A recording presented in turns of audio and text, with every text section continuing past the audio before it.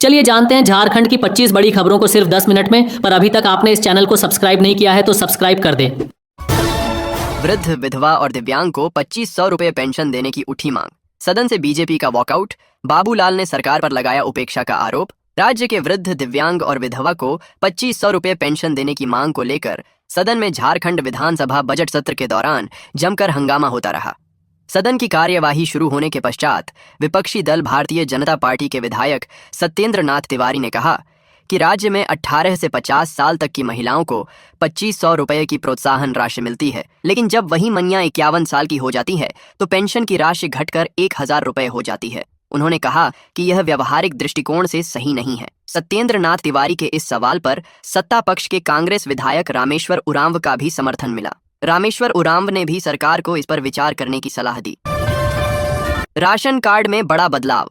गरीब परिवारों को अब मिलेगा 7 किलो प्रति व्यक्ति अनाज। सरकार का नया प्रस्ताव राशन कार्ड धारकों, खासकर गरीब परिवारों के लिए है। केंद्र सरकार ने राशन वितरण के नियमों में बड़ा बदलाव करने का प्रस्ताव तैयार किया है। सरकार राष्ट्रीय खाद्य सुरक्षा अधिनियम 2013 में संशोधन की तैयारी कर रही है।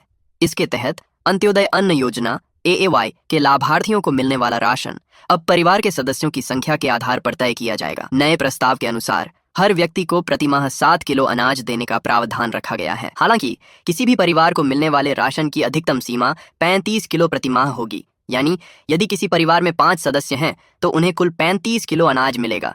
यदि सदस्य 5 से अधिक हैं तब भी अधिकतम 35 किलो अनाज ही दिया जाएगा। मैया योजना अब मिलेगा 5000 प्लस 2500। दूसरा चरण इन जिलों में। मुख्यमंत्री मैया सम्मान योजना के सभी महिलाओं के खाते में 21वीं 22वीं किस्त मिलने की शुरुआत पहले हो गई थी और अभी तक कई जिलों के लाखों महिलाओं के खाते में 5000 रुपए की राशि दे दी गई है। लेकिन अभी तक बहुत जिलों में 21वीं 22वीं किस्त जारी नहीं हुआ है। तो उन सभी महिलाओं के लिए बड़ी खुशखबरी आ चुकी है, क्योंकि मैया योजना की 21वीं और 22वीं किस्त की राशि भेजने के लिए दूसरा चरण की शुरुआत होने वाली है। इसको लेकर मैया सम्मान योजना के लाभार्थियों के खाते में पैसा भेजने के लिए 80 अरब रुपए झारखंड सरकार ने जिलों को ट्रांसफर भी कर दिया है, जिसके बाद सभी महिलाओं के बैंक खाता में पैसा दिया जाएगा। आज कितने जिलों में मिलेगा, लिस्ट आ चुका है। साथ ही पेंशन योजना का भी पैसा लगातार देने का आदेश दे दिया गया है। इसके साथ ही सभी जिले में कैंप 1 जुलाई से लगाया जा रहा है। इस कैंप में उपस्थित होकर आप लाभ ले सकते हैं।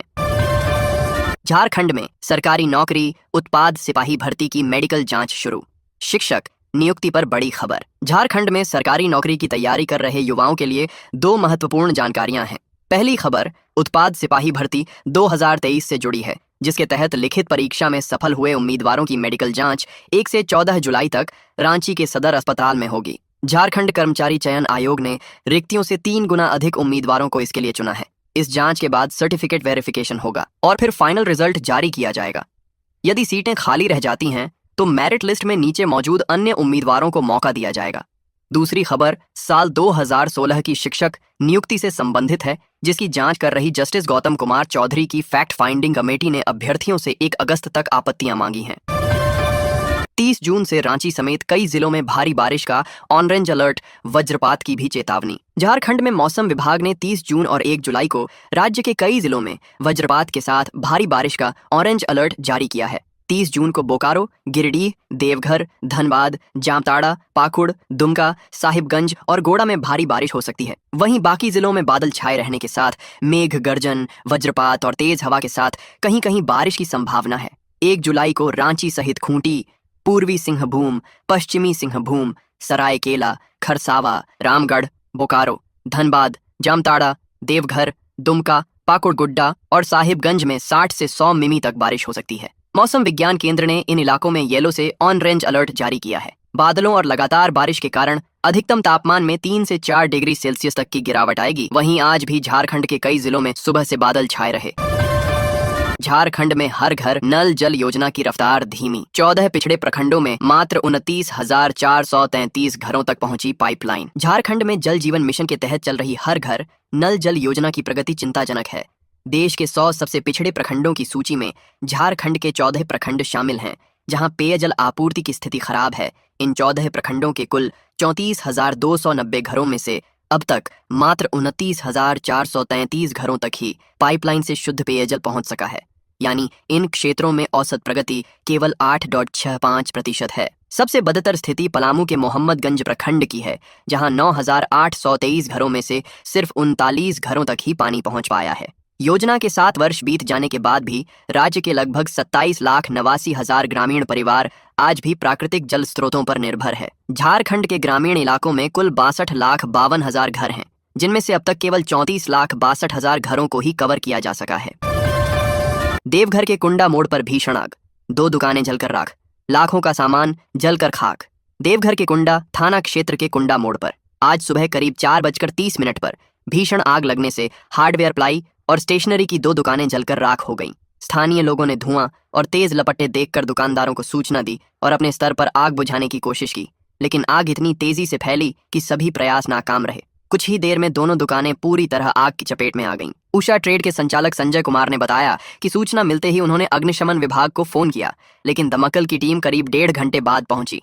उनका आरोप है कि अगर दमकल समय पर पहुंच जाती तो काफी सामान बचाया जा सकता था। उन्होंने करीब 15 से 17 लाख के नुकसान का अनुमान लगाया है। तमिलनाडु से वापस लाए जाएंगे झारखंड के 34 मजदूर, हेमंत सोरेन ने दिया निर्देश। तमिलनाडु के तिरुवल्लुर जिले के कन्नी गैपेयर गांव में अमोनिया गैस रिसाव की घटना के बाद वहां फंसे झारखंड के 34 प्रवासी श्रमिकों की सुरक्षित घर वापसी सुनिश्चित करने के लिए राज्य सरकार ने उनसे संपर्क स्थापित किया है। एक अधिकारी ने शनिवार को ही जानकारी दी। राज्य प्रवासी नियंत्रण प्रकोष्ठ की प्रमुख शिखलाकड़ा ने कहा कि मुख्यमंत्री हेमंत सोरेन के निर्देश पर प्रकोष्ठ ने उन प्रवासी श्रमिकों से संपर्क किया है, जिन्होंने एक वीडियो के माध्यम से कंपनी में अमोनिया गैस रिसाव की घटना के बाद झारखंड स्थित अपने गृह जिलों में लौटने की इच्छा जताई थी। इस मामले पर बात करते हुए लाखड़ा ने कहा कि तिरुवल्लुर जिले की समुद्री खाद्य निर्यात करने वाली कंपनी में झारखंड के अलग अलग जिलों के कुल 36 प्रवासी श्रमिक कार्यरत थे। इनमें धनबाद की 29 साल की प्रीति देवी की अमोनिया गैस रिसाव की घटना में मौत हो गई। कोडरमा में जमीन को लेकर सगे भाइयों में चाकूबाजी, जमीन बंटवारा हुआ, पंचायत के दौरान सहमति भी बनी, घात लगाकर मारा चाकू। कोडरमा के सतगावा थाना क्षेत्र में पैतृक जमीन के विवाद को लेकर एक सगे भाई ने अपने ही भाई पर चाकू से जानलेवा हमला कर दिया। समेड़ी निवासी चंद्रिका प्रसाद यादव के 2 बेटों पवन कुमार और दीपक कुमार के बीच जमीन बंटवारे को लेकर लंबे समय से तनाव चल रहा था।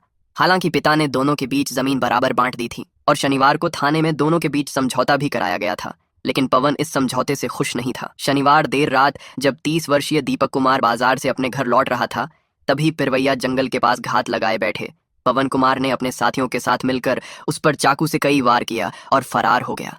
लहूलुहान हालत में दीपक ने अपने ससुर को फोन कर घटना की जानकारी दी। सूचना मिलते ही थाना प्रभारी बबलू सिंह पुलिस टीम के साथ मौके पर पहुंचे और घायल दीपक को अस्पताल में भर्ती कराया।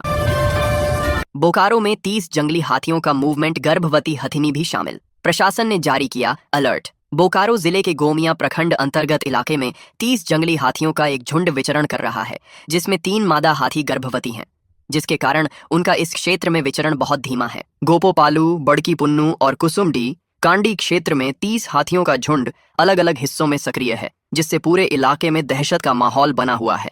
वन विभाग और प्रशासन ने इसे लेकर विशेष हाई अलर्ट जारी किया है।